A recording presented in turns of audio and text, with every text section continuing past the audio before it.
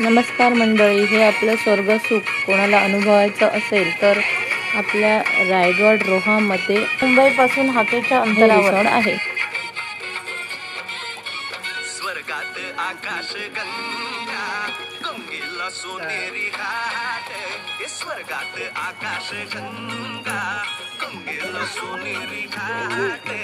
घाटाला पायऱ्या शंभर, घाटाला पायऱ्या शंभर. झाला आनंद आली बहार, झाला आनंद आली बहार.